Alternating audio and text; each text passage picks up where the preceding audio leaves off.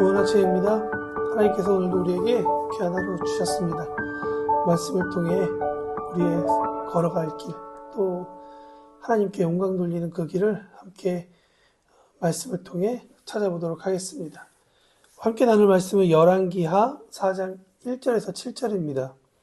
선지자의 제자들의 아내 중에 한 여인이 엘리사에게 부르짖어 이르되 당신의 종 나의 남편이 이미 죽었는데 당신의 종이 여호와를 경외한 줄을 당신이 아시는 바니이다.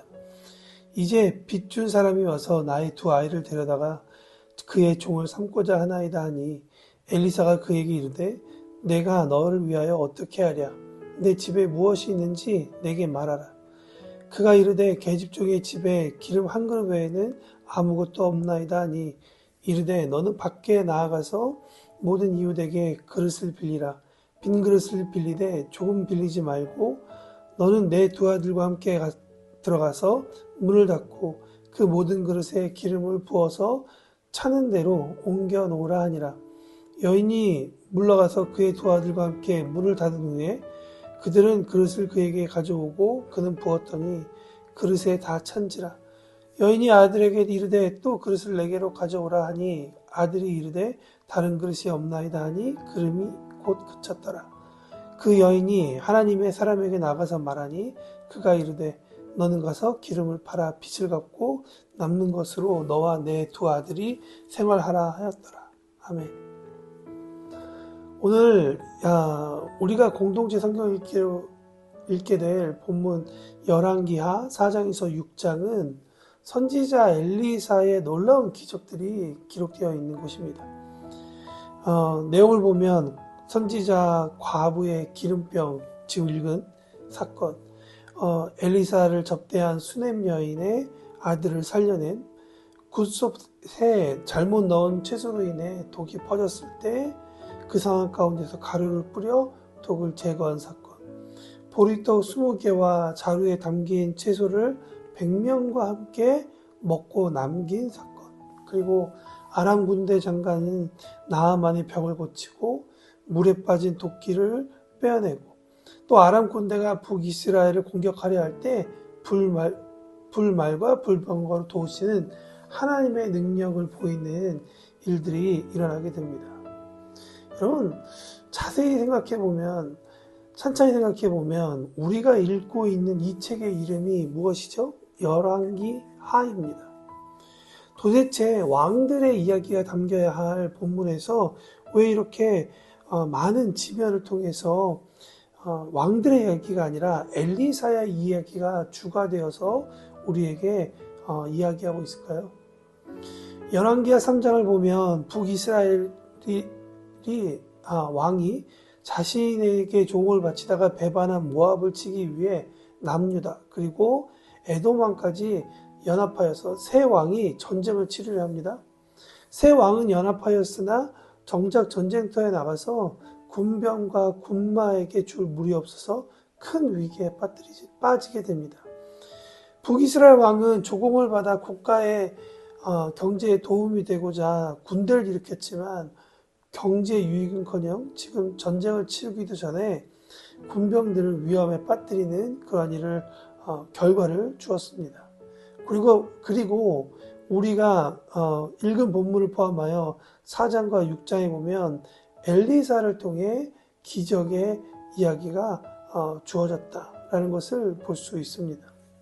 좀 더 정확하게 얘기하냐면 이 3장부터 6장까지 이야기는 하나님을 통해 배고픈 자를 채우시고 죽은 자를 살리시고 병든 자를 고치셨을 뿐이 아니라 큰 전쟁에서 자기 백성을 도우시며 군대를 일으키는 하나님의 이야기와 자기 백성을 위험에 빠뜨리는 세 왕이 함께 등장하는 것을, 비교되는 것을 볼 수 있습니다.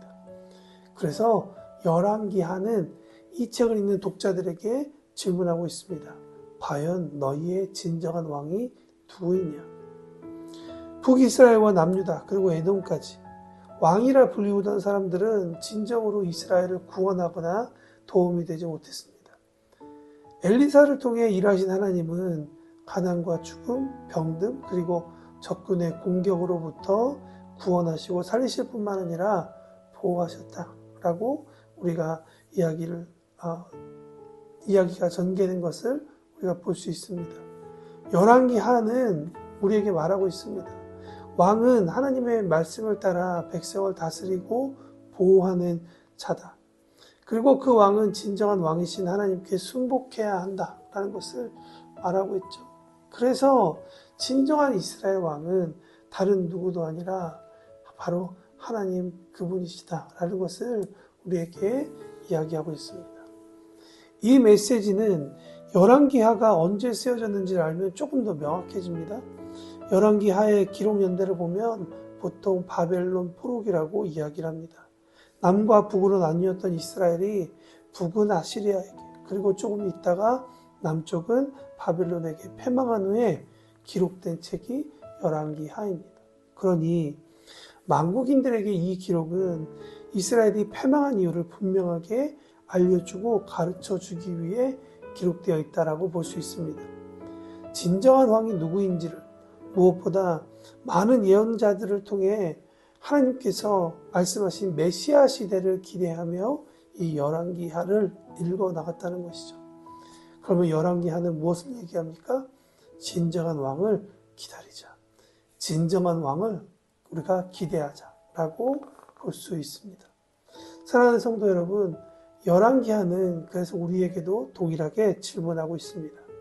우리의 마음에 진정한 왕이 누구인지, 입으로는 하나님의 백성, 그리스도인, 하나님의 아들과 딸이라고 이야기하면서도 병들어 있을 때, 나의 기름병이 메말랐을 때, 나의 아들이 죽었을 때, 그동안 치유하지 못한 병으로 고난당할 때, 수많은 적군으로부터 둘러싸여 사방이 막혔을 때, 결과와 상관없이 우리가 하나님을 가장 먼저 찾고 있는가? 끝까지 하나님의 오른손을 붙잡고 있는가? 질문하고 있습니다. 오늘 한 번도 살아보지 못한 이 하루 살아갈 때 오늘 이러한 상황 가운데 있는 우리가 있다면 하나님을 먼저 찾고 또 하나님의 오른손을 끝까지 붙잡아서 정말 하나님의 자녀들이 하나님을 의지하고 살아갈 때 하나님께서 주시는 큰 은혜를 경험할 수 있는 우리 모두가 되기를 바랍니다. 오늘 하루 모쪼록 승리하시기를 축원합니다.